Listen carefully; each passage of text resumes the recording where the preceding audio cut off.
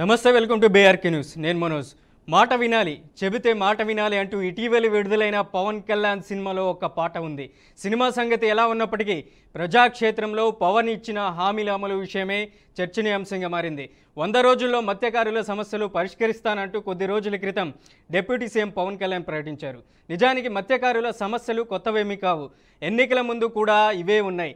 వాటిని పరిష్కరిస్తామని ఇచ్చిన హామీతోనే మత్స్యకారుల ఓట్లు ఆయనకు పెద్ద ఎత్తున పడ్డాయి. అధికారంలోకి వచ్చి ఏడాది గడిచిపోయినా ఆ దిశలో అడుగులు పడకపోవడంతోనే తాజాగా వారు ఆందోళనకు దిగాల్సి వచ్చింది. దాదాపుగా ఆ సమయంలోనే అసెంబ్లీ వేదికగా పారిశ్రామిక కాలుష్యాన్ని అరికట్టడం అసాధ్యమనే విధంగా పవన్ కళ్యాణ్ మాట్లాడారు. పర్యావరణ శాఖ మంత్రి కూడా ఆయనే కావడం గమనార్హం. ఆ తర్వాతే మత్స్యకారుల ఆందోళన ఉధృతంగా మారింది. దీంతో మత్స్యకారుల వద్దకు వచ్చిన ఆయన సమస్యల పరిష్కారానికి 100 రోజుల సమయాన్ని కోరారు.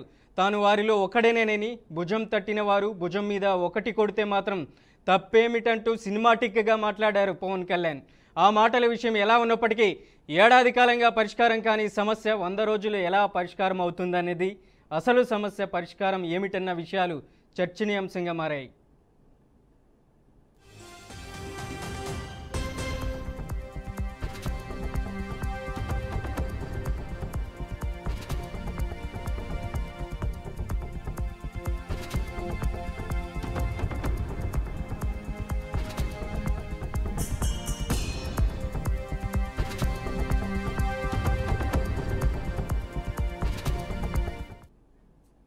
ఉప్పాడ ప్రాంతంలో మత్స్యకారులు 2 రకాల సమస్యలను ప్రధానంగా ఎదుర్కొంటున్నారు.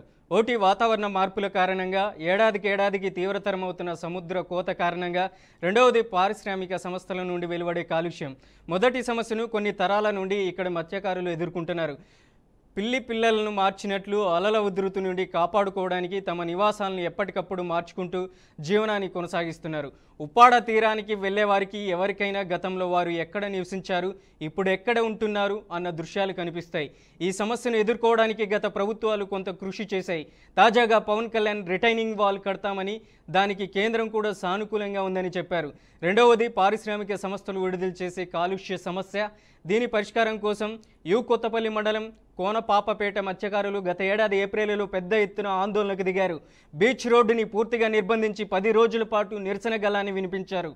ఎన్నికల కోడ్తో ఆందోళన కూడా విరమించారు.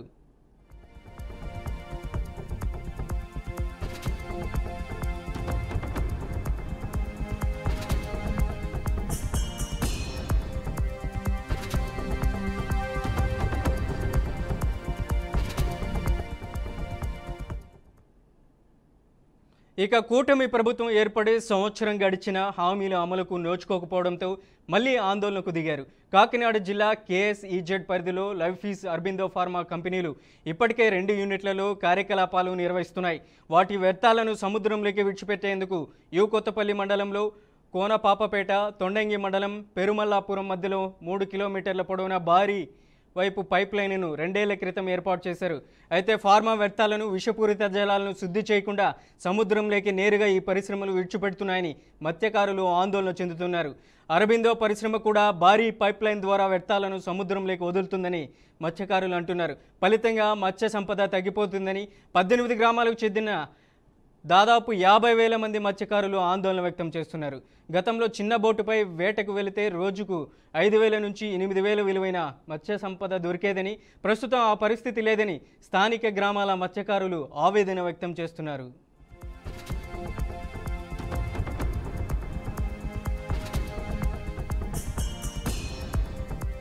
మీరు తిడితే నేను పడతా. మీరు మీ ఇంట్లో కుటుంబ సభ్యుని కాదు ఇంకెవరిని తిడతారు? బయట ఉన్న తిట్టరు కదా. నేను ఎమ్మెల్యే అంటే ఏదో కూర్చోబెట్టి నేనేదో కిరీటాలు పెట్టుకుని నేనేం లేను. మీరు మాట పడితే భుజాల మీదకి ఎత్తుకున్నప్పుడు నా భుజం మీద దెబ్బ కొడితే నేను భరిస్తాను. ఎందుకంటే మీరు నా కుటుంబం. మీ చేత తిట్లు తింటాం ఇవన్నీ నాకు అవసరమా లేదా నేను ఆలోచించట్లా. నాకు మన మత్స్యకారులు అంటే ప్రేమ కనుక మాట్లాడుతున్నాను. ఎందుకంటే ఒక మత్స్యకారుడిలాగా వెళ్ళాలి అంటే నేను కూర్చోబెట్టి 4 గోడల మధ్య ఉంటే ఇది నాకు మీరు అది అర్థం అవడం కంటే కూడా పేపర్లు తీసుకొని ఆ రిపోర్ట్ చదవడం కంటే కూడా మీరు లోపలికి వెళ్ళి వేటలో వెళ్తే ఎలా ఉంటుందో అలాంటి పరిస్థితుల్లో మీరు ఏమి అనుభవిస్తున్నారో అది చూడడానికి నేను కూడా పడవ తీసుకుని ఒక 2-3 రోజులు తర్వాత ఇక్కడే మన కాకినాడ పోర్టు నుంచే మొత్తం వెళ్ళి ఈ కోస్టల్ లైన్లో ఎక్కడైతే పొల్యూషన్ ఉందనేది మన మత్స్యకార యువత కానీ నాయకులు కానీ వాళ్ళు చూపించిన ప్రదేశాల మేరకు నేను వెళ్ళి దాని నుంచి నేను స్వయంగా నేను పరిశీలిస్తాను. ఒకటి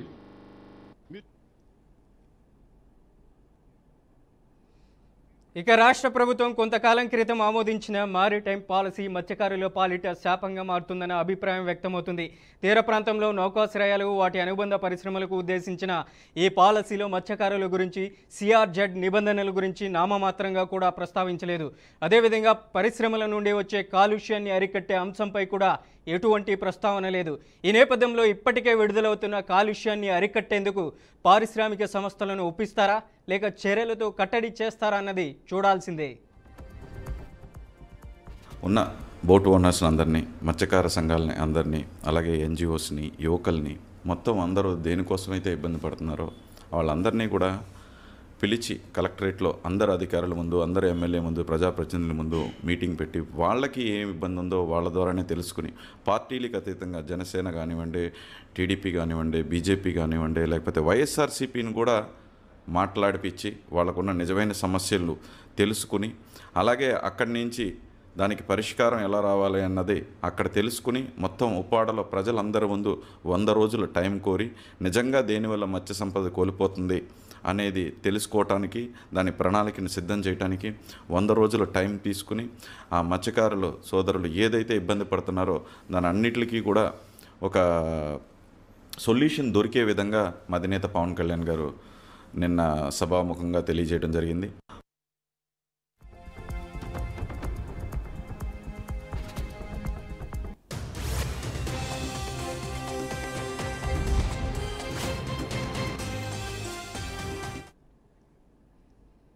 ఇక ఇదే అంశంపై మనతో లైవ్లో చర్చించడానికి టీడీపీ నుంచి గుడిసె ఆది కృష్ణమ్మ ఉన్నారు, అలాగే వైఎస్ఆర్సీపీ నుంచి నాగార్జున రెడ్డి మనకు లైవ్లో జాయిన్ అవుతారు. ఇరువురు నాయకులకి నమస్కారం. ముందుగా వైఎస్ఆర్సీపీకి సంబంధించినటువంటి నాగార్జున రెడ్డి, మీరు చెప్పండి. మత్స్యకారులు ప్రధానంగా 2 సమస్యలు ఎదుర్కొన్నటువంటి పరిస్థితి కనపడుతుంది. అక్కడ మత్స్యకారులు వేటకి వెళ్ళేటప్పుడు కోత తీవ్రతరం అవుతుంది అనేసి కూడా మనం ప్రధానంగా చూస్తున్నాం. సముద్రం కోత తీవ్రతరమైనప్పుడు అప్పుడు చాలా ఇబ్బందులు పడుతున్నటువంటి పరిస్థితి ఉంది. అలాగే అక్కడ ఉన్నటువంటి అరబిందో ఫార్మాకు సంబంధించినటువంటి వ్యర్థాలను కూడా సముద్రంలోకి వదులుతున్నటువంటి సమయంలో మత్స్యకారులు తీవ్ర ఇబ్బందులు పడుతున్నటువంటి పరిస్థితి ఉందనేసి కూడా పవన్ కళ్యాణ్కి చెప్పడం జరిగింది. గత 3 రోజుల నుంచి ఆయన సముద్ర తీరంలో తిరుగుతున్నారు. అక్కడ ఉన్నటువంటి సమస్యలు కూడా విన్నవించుకున్నారు ప్రజలు. ఏం చెప్తారు ప్రధానంగా ఈ అంశం గురించి? ఇది రాజకీయ కోణంలోంచి కూడా నేను మాట్లాడడం లేదు. వాస్తవంగా ఈ గంగాపుత్రుల కోసం వైఎస్ జగన్మోహన్ రెడ్డి గారు తన పాదయాత్రలో చెప్పిన మాట ప్రకారం, ఆయన పాదయాత్రలో ఇచ్చిన మాట ప్రకారం జువలదిన్నె, ఉప్పాడు, మచిలీపట్నం, శ్రీకాకుళం జిల్లా, నిజాంపట్నం, మంచినీళ్లపేట, రాళ్లపేట, విజయనగరం జిల్లాలో చెడ్డీలు కట్టేదానికి 794 గ్రామాలు దాంట్లో చెడ్డీలు కట్టేదానికి ఆయన హామీ ఇవ్వడం కూడా జరిగింది. హామీ ఇచ్చిన తర్వాత గత ప్రభుత్వంలో అంటే ఈ వేటకు పోకుండా నిషేధించినటువంటి టైంలో గత ప్రభుత్వాలు 4,000 రూపాయలు మాత్రమే మత్స్యకారులకు డబ్బులు ఇస్తా ఉండేది. దాన్ని జగన్మోహన్ రెడ్డి గారు 10,000 రూపాయలు ప్రతి కుటుంబానికి ఇవ్వటం కూడా జరిగింది. అదే కాకుండా జువలదిన్నె దగ్గర పూర్తి స్థాయిలో నిర్మాణం పూర్తి అయింది. అక్కడ నిజంగా అది పూర్తి అయిన తర్వాత అక్కడ 1,250 బోట్లు పెట్టుకునేదానికైతేనేమి, 6,000 మంది మత్స్యకారులు ఉపాధి పొందేదానికి, 42,000 మెట్రిక్ టన్నులు అక్కడి నుంచి ఎక్స్పోర్ట్ చేసేదానికి కూడా అక్కడ సిద్ధంగా ఓపెనింగ్ చేసేదానికి కూడా సిద్ధంగా ఉంది. అయితే ఈ ప్రభుత్వం వచ్చిన ఈ 17 నెలల్లో అక్కడ ఎటువంటి పనులు చేయకుండా మత్స్యకారులు మళ్ళీ స్ట్రైక్ చేసేదానికి ముందుకు వచ్చారంటే అక్కడ అభివృద్ధి నిలిచిపోయింది కాబట్టేసే వాళ్ళు రావటం కూడా జరిగింది. జగన్మోహన్ రెడ్డి గారు షిప్పింగ్ యార్డుల కోసం 2,800 కోట్లు, 8 షిప్పింగ్ యార్డులు, 4 షిప్పింగ్ ల్యాండింగ్లు మళ్ళీ ఏర్పాటు చేయడం, మరి ఆనాడు కేంద్ర ప్రభుత్వంతో కానీ నబార్డుతో కానీ మాట్లాడి 1,000 కోట్ల రూపాయలు డబ్బులు కూడా శాంక్షన్ చేయడం కూడా జరిగింది. మరి ఈ విధంగా మత్స్యకారుల కోసం జగన్మోహన్ రెడ్డి గారు చెప్పిన మాట ప్రకారం పూర్తి స్థాయిలో వాళ్ళకు అన్ని విధాల ఏర్పాటు చేయడం కూడా జరిగింది. మరి ఇప్పుడు ఈ ప్రభుత్వం వచ్చిన తర్వాత అవి ఏమి వాళ్ళకు లబ్ధి జరగలేదనే ఉద్దేశంతోనే వాళ్ళు ధర్నాలకు వాళ్ళు నిరసనల కార్యక్రమాలు చేపట్టడం జరిగింది. మళ్ళీ అదే విధంగా వాతావరణం సరిగా లేనప్పుడు, సముద్రం కోతకు వచ్చినప్పుడు దానికి సంబంధించి ముందే చెప్పాను నేను 10,000 రూపాయలు వాళ్ళకి ఇస్తున్నామని చెప్పి. ఇంకొకటి కాలుష్య నివారణ. మరి అది వాస్తవంగా కాలుష్య నివారణ అనేది ఖచ్చితంగా దాన్ని అమలు చేయాల్సిన పరిస్థితి ఉంది. అవి ఏ ఫ్యాక్టరీలు కానీ ఎన్ని ఫ్యాక్టరీలు కానీ ఇప్పుడు ఫ్యాక్టరీలు అన్ని కూడా సముద్ర తీర ప్రాంతానికే ఈ ప్రభుత్వం తీసుకురావడం జరుగుతూ ఉందనే ఒక ఆందోళనలో ఈ మత్స్యకారులు ఉన్నారు. కాబట్టేసి దానికి సైడ్ వాల్ ఒకటి కట్టేసి ఆడ నిర్మాణం చేపట్టి చేస్తామని చెప్పేసి అని కూడా చెప్పడం జరుగుతూ ఉంది. కాబట్టి ఇదంతా 18 గ్రామాలకు సంబంధించి దాదాపు 50,000 మంది ప్రజలకు ఇబ్బంది లేకుండా చేయాలి. మరి అదే విధంగా గత ప్రభుత్వంలో మత్స్యకారులు ప్రమాదవశాత్తు ఎవరైనా చనిపోతే, వేటకు వెళ్లి చనిపోతే వారికి 10 లక్షల రూపాయల ఎస్కేషియా ఇచ్చేదానికి కూడా గత ప్రభుత్వం చేసింది, అమలు చేసింది కూడా. కాబట్టేసి ఏది చేసినా కూడా గత ప్రభుత్వంలో చేసినట్టు మేము చెప్తున్నాం, కానీ ఈ ప్రభుత్వంలో ఏం చేయలేదు. కాబట్టేసే ఇప్పుడు పవన్ కళ్యాణ్ గారు ఆయనకు పూర్తి అవగాహన ఉందో లేదో కానీ నాకు తెలియదు. ఆయన 100 రోజుల్లో కంప్లీట్ చేస్తే మేము సగర్వంగా ఆయనకు కూడా మేము థ్యాంక్స్ చెప్తాము. కాబట్టేసి ఇది ఎంతవరకు సఫలీకృతం చేస్తారు, ఎంతవరకు వాళ్ళు మాట నిలబెట్టుకుంటారనే దాని మీద రేపు జరగబోయే ఈ 2-3 నెలల్లో ఎంతవరకు వాళ్ళు చేస్తారనేది కూడా మనం ప్రజలు చూస్తారు. ఈరోజు రాష్ట్ర ప్రజలందరూ కూడా దాని మీద ఒక అవగాహన కలిగే విధంగా ఇది నిజమా, జరుగుతుందా లేదనేది కూడా ఎదురు చూస్తున్నారు మత్స్యకారులందరూ కూడా. రైట్, నాగార్జున రెడ్డి గారు మీరు లైవ్లో ఉండండి. అలాగే మనతో మాట్లాడడానికి టీడీపీ ఆదికృష్ణమ్మ గారు ఉన్నారు. ఆదికృష్ణమ్మ గారు చెప్పండి, పవన్ కళ్యాణ్కి సంబంధించినటువంటి మీ కూటమి ప్రభుత్వం ఏదైతే ఉందో గత 1.5 సంవత్సరం నుంచి మత్స్యకారులను ఆదుకుంది. ఈ 100 రోజుల్లో పవన్ కళ్యాణ్ ఆదుకునే పరిస్థితి ఉందంటారా? అందరికీ నమస్కారం అండి. ప్యానల్ ఉండే వాళ్లకు, మీకు మరియు వీక్షించేటటువంటి ప్రేక్షకులకు అందరికీ నా నమస్కారములు.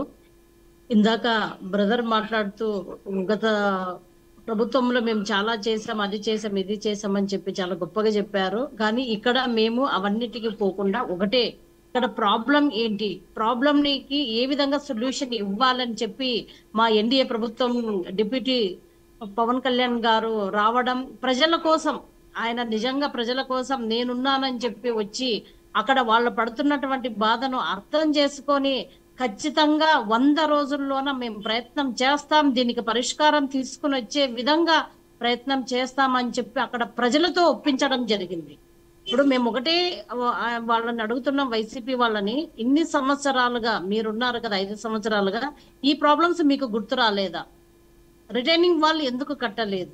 అదే విధంగా ఈ పొల్యూషన్ అప్పటి నుంచి కూడా ఉంది, అప్పుడు ఎందుకు మీరు చర్యలు తీసుకోలేదు? ఈ రోజు వందలాది మంది ప్రజలు వాళ్ళ మత్స్యకారుల బతుకు ఏ విధంగా ఉంటుందంటే దినదిన గండంగా ఉంటుంది. ఒక్కసారి వాళ్ళు సముద్రంలోకి వెళ్తే ఎంత కష్టం ఉంటుందో తిరిగి రావడానికి చాలా కష్టం. అట్లాంటి వాళ్ళు ఈ రోజు వాళ్ళు పవన్ కళ్యాణ్ గారి పైన నమ్మకంతో, నా పవన్ కళ్యాణ్ గారు మాట ఇచ్చారు, ఖచ్చితంగా ఎన్డీఏ ప్రభుత్వం చేస్తుంది అని చెప్పి చాలా నమ్మకంగా ఉన్నారు. కానీ నిన్నటి సభ చూడండి, ఒక్కసారి పవన్ కళ్యాణ్ గారు మాట్లాడిన మాట మీకు ఆయన ప్రజలన్నీ అడిగారు. ఆదికృష్ణమ్మ గారు, 10 రోజుల నుంచి మత్స్యకారులు నిరసన గళాన్ని వినిపిస్తున్నారు. 1.5 సంవత్సరం నుంచి పవన్ కళ్యాణ్కి గుర్తురాని మత్స్యకారులు ఈ 10 రోజులు నిరసన గళాన్ని వినిపించిన తర్వాతే మేము గుర్తొచ్చామా అనేసి వైసీపీ కూడా ప్రధానంగా ఆరోపిస్తున్నటువంటి మాట. ఈ 100 రోజుల్లో చేయగలుగుతారా పవన్ కళ్యాణ్? 100 రోజుల నేను మీకు కృషి చేస్తానని కూడా చెప్పారు. ఏం చెప్తారు దీని గురించి? 100% చేస్తారండి. ఎందుకంటే ఈ రోజు పరిశ్రమలు మనకి రాష్ట్రానికి 100% అవసరము. అట్ ద సేమ్ టైం పరిశ్రమలు కూడా ప్రజలకు హాని లేకుండా ఏదైతే వ్యర్థాలు బయటికి విడుదల చేయాలని ఉంటాయో వాటన్నిటికైనా ఒక పకడ్బందీగా విధానంతోన వదలాలి. బట్ అట్లా కాకుండా ప్రజలను అదే విధంగా ప్రభుత్వాన్ని మోసం చేసి వాళ్ళు వ్యర్థాలను వదలడం అనేది గత ప్రభుత్వంలోనే చూస్తున్నాం. ఈ ప్రభుత్వంలోన మేము 100 days టైం తీసుకున్నాం. దానిలో ఖచ్చితంగా మేము 100 days లోన పరిష్కారానికి వచ్చే విధంగా మేము ప్రయత్నం చేస్తామని చెప్పి టైం తీసుకున్నాం. బట్ 1.5 సంవత్సరం అంటున్నారు. బట్ 1.5 సంవత్సరంగా అన్ని కూడా ఆలోచన చేసి ఏం చేయాలి, ఏ విధంగా చేయాలి. ఇప్పుడు అక్కడ యూత్ పెద్ద ఎత్తున ధర్నా నిర్వహిస్తుందని చెప్పి కూడా మనం చూస్తున్నాం. పవన్ కళ్యాణ్ కోసం వాళ్ళు ఖచ్చితంగా రావాలి, పవన్ కళ్యాణ్ గారు ఏదో ఒకటి చెయ్యాలని చెప్పి పవన్ కళ్యాణ్ గారి పైన వాళ్ళు గట్టి అమ్మకాన్ని వమ్ము చేయకుండా మేము ఈరోజు పవన్ కళ్యాణ్ గారు హామీ ఇచ్చారు 323 కోట్లతో రిటర్నింగ్ వాళ్ళు ఏర్పాటు చేస్తామని. అదేవిధంగా 100 రోజుల్లోన ఆ పరిష్కారానికి అవసరమయ్యే విధంగా మేము ప్రయత్నం చేస్తాం. ఎందుకంటే ఇన్ని సంవత్సరాలుగా పరిష్కారం కాదు, కేవలం 100 రోజుల్లోనే పరిష్కారం అవుతుందా అని చెప్పి కూడా యూత్ ఈ రోజు క్వశ్చన్ చేస్తుంది. బట్ పరిష్కారానికి ఒక అడుగు అనేది ఈ రోజు పడింది అని చెప్పి మేము గర్వంగా కూటమి తరపున హామీ ఇస్తున్నాం. అదేవిధంగా సమస్య ఏదైనా సరే ప్రజల దగ్గరికి వెళ్ళి పరిష్కారానికి కోసం ప్రయత్నించిన వాడే నిజమైన నాయకుడు. కాబట్టి మా ఎన్డీఏ ప్రభుత్వం అదేవిధంగా పవన్ కళ్యాణ్ గారు కూడా ఈ రోజు ఆ ప్రయత్నం మొదటి అడుగు వేశారు. ఖచ్చితంగా దీన్ని 100 రోజుల్లోన పరిష్కారం అయ్యే విధంగా ఏ విధంగా పరిష్కారం అవుతుంది. రైట్, మీరు చెప్తున్న విధంగా కాలుష్య వ్యర్థాలను కూడా అరికడతామనేసి కూడా చెప్తున్నారు. మరి కాలుష్య వ్యర్థాలని అరికట్టాలంటే ప్రధానంగా అక్కడ ఉన్నటువంటి పారిశ్రామికవేత్తల్ని ఒప్పిస్తారా పవన్ కళ్యాణ్? 100% అండి. ఎందుకంటే యాక్చువల్ గా ఏ పరిశ్రమలో అయినా ఆడిట్ జరగాలి, కంపల్సరీగా ఆడిట్ అనేది జరగాలి. వాళ్ళు ఏ విధంగా అంటే పర్యావరణానికి హాని కాకుండా వాళ్ళు ఏ విధమైన చర్యలు తీసుకుంటారనేది జరగాలి. ఫస్ట్ మొట్టమొదటిగా ఆడిట్ అనేది నిర్వహించి నిజంగా వాళ్ళు పర్యావరణానికి హాని చేస్తున్నారా ఏంటి. ఇప్పుడు 12 కిలోమీటర్ల తర్వాత వ్యర్థాన్ని వదులుతున్నారు, అక్కడ నీళ్ళన్నీ కూడా రంగు మారి మా సంపదకి చేటు వారుతుందని చెప్పి ముఖ్యంగా అక్కడ ధర్నా నిర్వహించడం జరిగింది. కాబట్టి పవన్ కళ్యాణ్ గారు కూడా ఏమన్నారంటే 100% నేను అక్కడికి వెళ్తాను, అక్కడికి వెళ్ళి అసలు ఏం జరుగుతుంది అనేది చూద్దామని అన్నారు. కాబట్టి ఇది మొదటి అడుగు. కంపల్సరిగా ఎవరైతే ఉప్పాడ బాధితులు వాళ్ళంతా ఉన్నారో వాళ్ళకి 100% న్యాయం చేసే విధంగా ఈ ఎన్డీఏ ప్రభుత్వం చర్యలు తీసుకుంటుందని చెప్పి ఈ సందర్భంగా మేము తెలియజేస్తాం. నాగార్జున రెడ్డి గారు మీరు చెప్పండి. ఆదికృష్ణమ్మ గారు టీడీపీకి సంబంధించినటువంటి చెప్తున్నారు 100 రోజుల్లో పవన్ కళ్యాణ్ మా కూటమి సంబంధించినటువంటి డిప్యూటీ సీఎం వాళ్ళకి హామీ కూడా ఇవ్వడం జరిగింది, 100 రోజుల్లో కూడా వాళ్ళ పరిష్కారానికి కృషి చేస్తామంటూ కూడా చెప్తున్నారు. మీరేం చెప్తారు ఈ వ్యాఖ్యల మీద? ఇప్పుడు ఆదికృష్ణమ్మ గారు చెప్పిన విధంగా గత ప్రభుత్వంలో శాసన మండలిలో ప్రభుత్వమే ఒప్పుకున్నది. నెల్లూరు జిల్లా జువలపాడంలో షిప్పింగ్ యార్డు పూర్తిగా అది కట్టడం జరిగింది, ఆ ప్రభుత్వంలో ఇది చేయడం జరిగిందని చెప్పడం జరిగింది. పాదయాత్రలో ఇచ్చిన మాట ప్రకారం 5 నెలలకే ప్రపంచ మత్స్యకారుల దినోత్సవం రోజున జగన్మోహన్ రెడ్డి గారు 4,000 రూపాయలు ఉన్నటువంటిది 10,000 రూపాయలు ప్రతి కుటుంబానికి ఆ విధంగా బటన్ నొక్కి అందరికి కూడా ఇవ్వడం జరిగింది. కాబట్టేసి ఇప్పుడు నేను పవన్ కళ్యాణ్ గారిని తప్పు పట్టడంలా, ఇచ్చిన 100 రోజుల్లో మీరు మాట నిలబెట్టుకోండి. మిమ్మల్ని చూసి వాళ్ళు చేస్తున్నట్టు ఆందోళన కార్యక్రమాల్లో కూడా వాళ్ళు సాలించుకోవడం అంటే వాళ్ళు వాయిదా వేసుకోవడం కూడా జరిగింది. కాబట్టి మీరు మంచి చేస్తే దానికి మేము కూడా విమర్శించేదానికి మేము సిద్ధంగా లేము. మంచి చేయాలని మేము కూడా కోరుకుంటున్నాం. మా 2,000 కోట్ల రూపాయలు గత ప్రభుత్వంలో మత్స్యకారులు ఖర్చు పెట్టడం జరిగింది. మరి ఈ ప్రభుత్వం వచ్చిన ఈ 10 నెలల్లో ఏ మాత్రం ఖర్చు పెట్టలేదు కూటమి ప్రభుత్వం అనేది స్పష్టంగా తెలుస్తా ఉంది. కాబట్టి దాన్ని ఏ విధంగా చేస్తారు, సైడ్ వాల్ కు 320 కోట్ల రూపాయలతో సైడ్ వాల్ కడతామని చెప్పేసి ఆయన చెప్పడం జరిగింది. అదే కాకుండా ఇంకా వారికి ఉన్న సమస్యల పైన కూడా పూర్తిగా మేము కాలుష్య నివారణ కావచ్చు, మరి అదే విధంగా ప్రభుత్వం ఇచ్చే వాళ్ళకు ప్రతి కుటుంబానికి ఎస్కేసీ అంటే 10 లక్షల రూపాయలు ప్రమాదవశాత్తు చనిపోయేది కావచ్చు, మరి ప్రతి నెల ఆ సముద్రం లేక వేటకు పోనప్పుడు ప్రతి కుటుంబానికి ఇచ్చే 10,000 రూపాయలు కావచ్చు, అది కూడా అందరికీ అందడం లేదని చెప్పే ఉద్దేశంతో వాళ్ళు కూడా ఆందోళనలో వాళ్ళు కూడా చెప్తున్నారు.